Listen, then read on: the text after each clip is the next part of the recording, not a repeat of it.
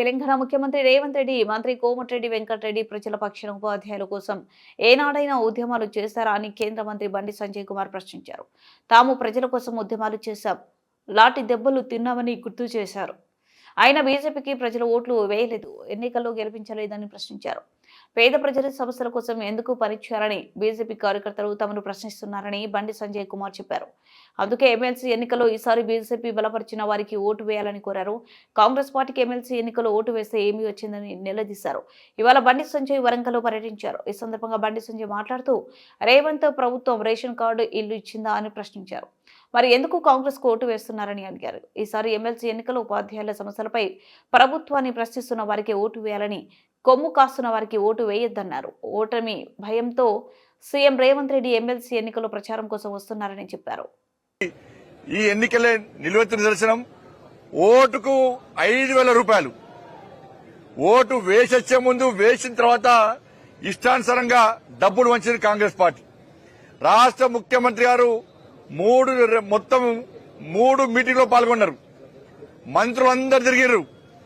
ఇలా భారతీయ జనతా పార్టీని ఓడగొట్టడానికి బీఆర్ఎస్, కాంగ్రెస్ రెండు ఒకటనేయి లోపాయికారి ఒప్పందం కుదుర్చుకొని ఇవాళ భారతీయ జనతా పార్టీని మీరు ఓడగొట్టాలి, మేము ఓడగొట్టాలి, భారతీయ జనతా పార్టీకి తెలంగాణ రాష్ట్రంలో స్థానం ఉండొద్దు అని చెప్పి రెండు పార్టీలు కుట్రలు చేసినప్పుడు కూడా వాళ్ళ కుట్రలను పటాపంచలు చేస్తూ ఒక్క పైసా పంచాలి. పైసలకు దూరం ఉన్నాం మేము.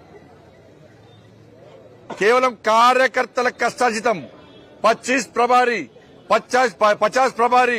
పోలింగ్ బూత్ ఏజెంట్లు, మండలాధ్యక్షులు, గ్రామ స్థాయి నుంచి రాష్ట్ర స్థాయి వరకు కార్యకర్తలు, నాయకులు అందరూ కూడా దాదాపు 1 రోజుల పాటు, 15 రోజుల పాటు ఇవాళ ఎట్లా తిరిగిరంటే నిజంగా కార్యకర్తలు నిజంగా హ్యాట్సాఫ్ అన్నా.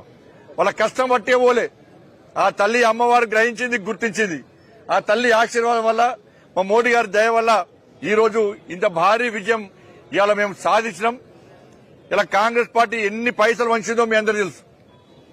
పైసల ద్వారా గెలుద్దామనుకున్నారు, పైసల ద్వారా గెలిచామనుకున్నారు.